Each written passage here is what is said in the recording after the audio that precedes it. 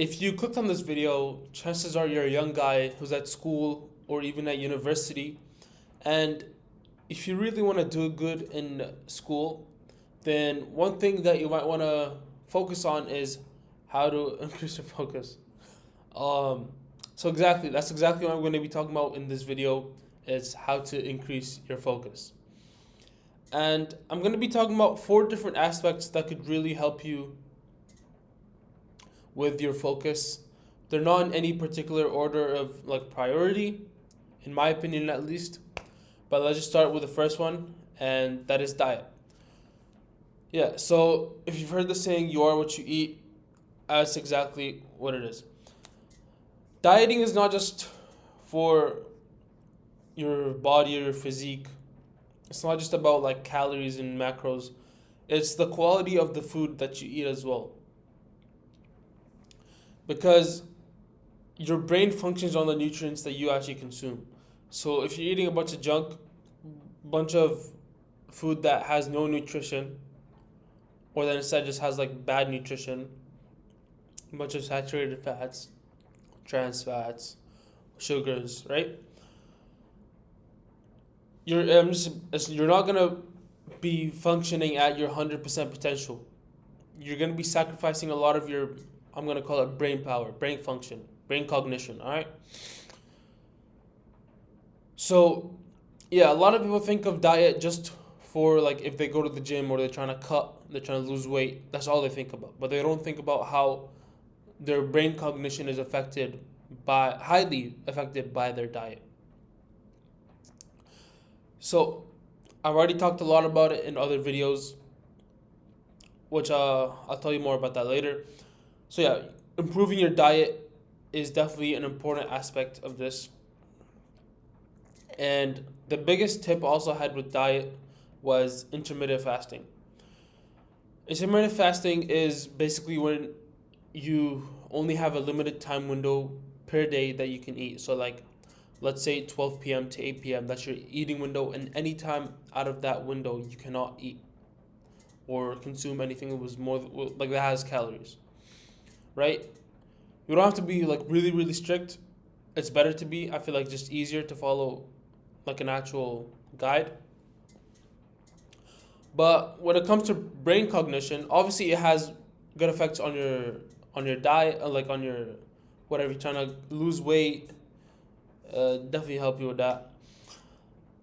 And brain cognition, the reason why it helps with brain cognition is because the energy that you use to digest food takes away from the energy that you can use for your brain cognition. So if you're using a bunch of energy to digest food because you just ate like a pretty hefty meal, you're not gonna have that full energy to be focusing on your work. That's why when you eat, man, you just feel sleepy because all your energy is getting focused to digest and your body just wants to relax.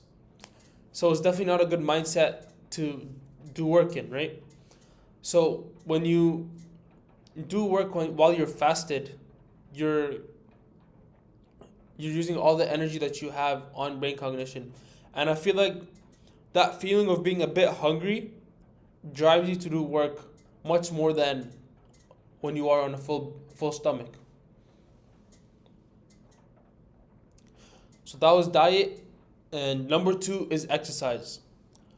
Exercise is a great way to, first of all, get shredded.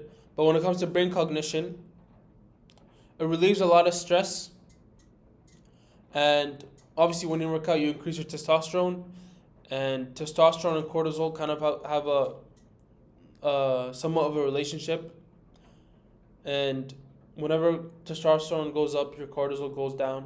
And whenever your cortisol goes up, which is your cortisol is your stress hormone. Whenever cortisol goes up, then your testosterone usually goes down. So when you work out, I don't know if you guys work out, then you probably know after a workout you feel so much relieved, and a lot of your internal thoughts and whenever you're overwhelmed, the best thing you can do is go for a run or go for a workout. So that's definitely something that would help you with your brain cognition. Like I would rather study 6 hours a day and then train for like an hour and a half, than not train but then put that extra hour and a half into studying even more. I'd rather put some of it to train, because I feel like after I'm done the workout, I'm actually more ready to do the work. Actually, I said there was four. It's kind of like three different aspects, right? And the third one is basically just your environment.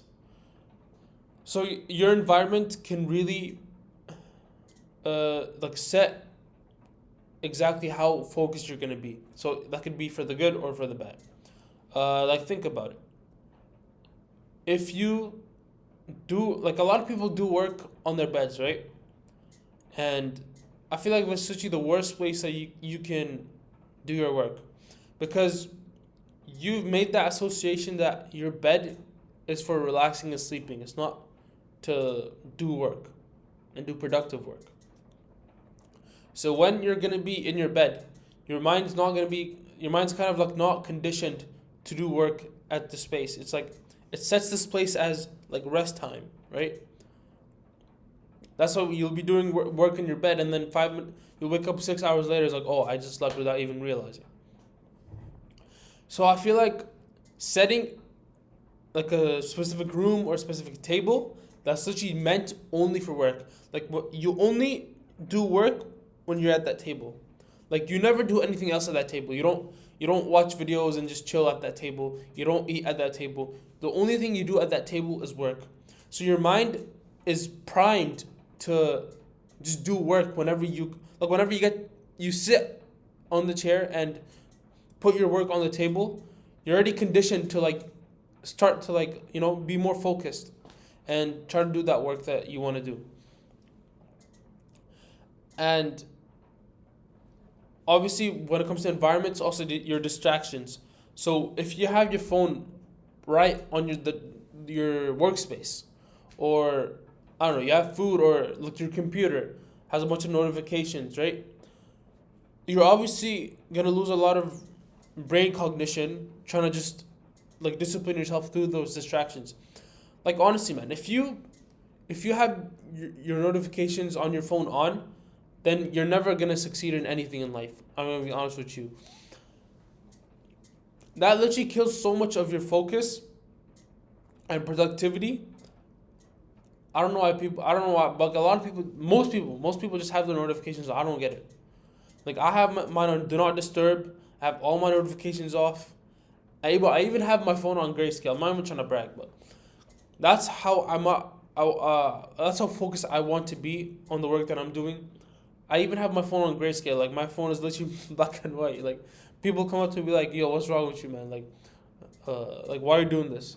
And it's just weird to like tell people who are not on the same, like with the same ambitions, right? Like, bro, it doesn't have to be just for schoolwork. Like, whatever. If you're starting a business, man, you can't have your notifications on, man. Like, bro, first of all, the phone should not even be in the workspace, and second of all, you shouldn't have notifications on, unless it's like you keep a few contacts that are actually important, like your family, a few friends, that whenever they call or text, it actually goes through. So the actionable step that I have for you in this video is, first of all, watch my ultimate gym guide that talks about diet and exercise, and I'm gonna tell you exactly the best diet and exercise for, first of all, for like just gaining muscle and losing fat, and also for your brain cognition. And also I want you to turn your phone on do not disturb, and if you're really on a different type of ambition compared to everyone else watching this video, turn your phone on grayscale.